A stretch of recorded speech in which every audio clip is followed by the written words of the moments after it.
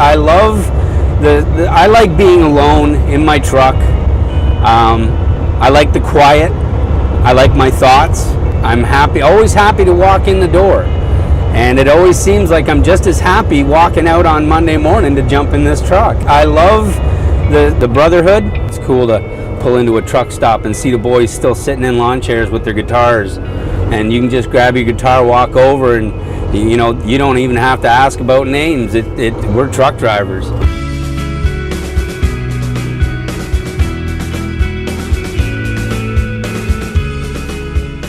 He is a very conscientious employee, extremely professional, cares a great deal about his peers, about the industry, and is family oriented for sure. And it comes across in his demeanor and everything that he does throughout his day. He's just a real pro. He lives and breathes trucking. If every trucker were like Justin, the world would be a better place. Yeah, I was born in Petawawa, Pembroke, Ontario. I was a base brat. My dad was in the military. He did 12 years in the military and got out and opened himself up a radio shack in Brockville. And my mom still maintained running the household. We weren't rich. We certainly, we weren't poor. We were real happy. And yeah, hard work from my father and love from my mom. Joined the military in 1989.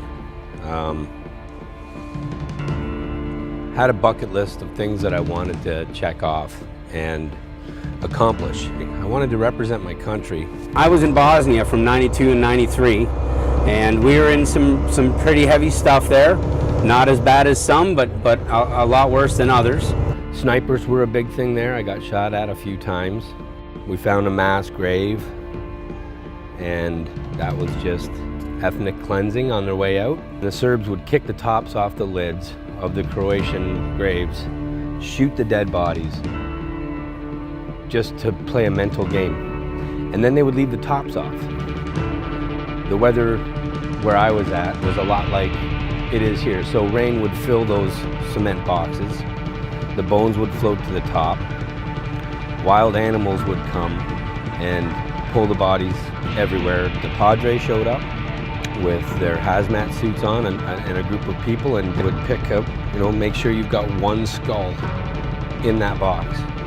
Make sure you've got, one pelvis bone in that. Anything that you could signify as one person, that would go in. And then you did your best to match both. And then they would close the lid, move to the next one. That was pretty crazy. And I came back with a little post-traumatic stress, and it was just from the things that I saw while I was there, and some of the events that I was actually involved in. Driving a truck, being alone, having my thoughts and being comfortable with them, it's really helped me. And I think that my military training to deal with the stress, assess a situation, be able to fall back on what you know, what you've been learned, and that kind of ability really plays out in this truck to make me not be a stressful driver, not in rush hour, not in adverse conditions. I think that it's therapy for me. I would have to say that Justin's military career, prior to becoming a professional driver, served him extremely well. I'm convinced that's what makes up his character. That is a big part of who and why Justin is the way he is, and the military service and his achievements there, I believe, are serving this industry extremely well. How did I start to get into trucking? I was a consultant down in the United States, and that had just finished up, and I was looking for a new adventure. My buddy asking me if I wanted to go driving over the winter, he was kind of looking for someone to run team with, and he knew I would be up for it, because basically I'm up for anything, especially at that point in my life. And driving to me I was really comfortable driving. I could go all night. For Justin, this is way more than just a job.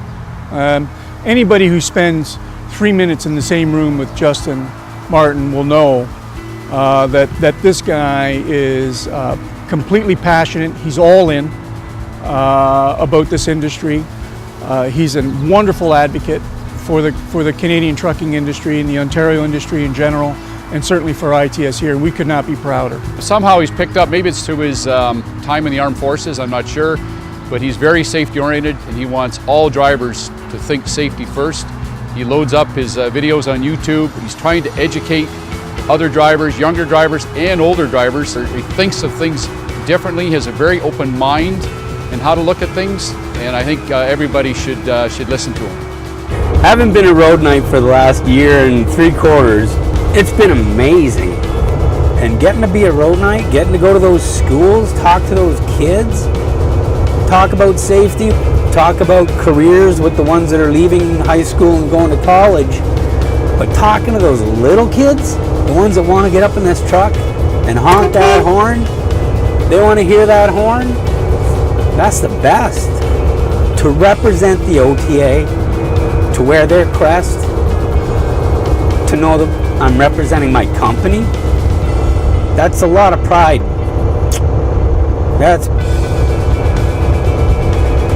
It's been a heck of an experience.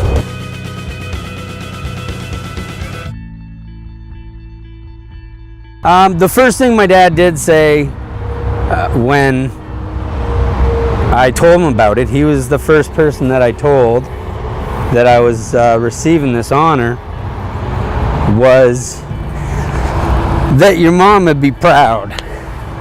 So that was a tough one, because she's not here. I'm down in Ohio, and the day was already filled with a million thoughts, because it was the memorial of my mom passing away, June 21st.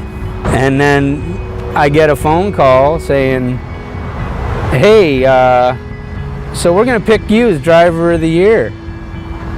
And I was like, you called Justin Martin, right? I couldn't even talk for like a minute solid, because I was trying to digest that somehow you guys got a hold of me on her memorial. It's crazy. And I said, yeah, well, she set this up, damn right. If there is a place where people's energies hang out and affect us, she's there, and she's proud of me. Oh, what the hell, she says, I just can't win for losing. And she lays back down. Man, there's so many times I don't know what I'm doing, like I don't know now. The Driver of the Year award is something that I'll be able to, use as a tool to show my son. I kind of use this as an example. I said, Ben, Daddy doesn't deserve this. But because I put 110 in just to do whatever I'm gonna do, if I've decided to do it, it's getting done right. And I'm gonna be full bore. And that it clicked with him, because I'm trying to get him to think about that with his school and with his dirt bike and with everything he does. I just said, you just gotta remember, if you've decided to do something, then why would you half-ass it? Do it hardcore, man.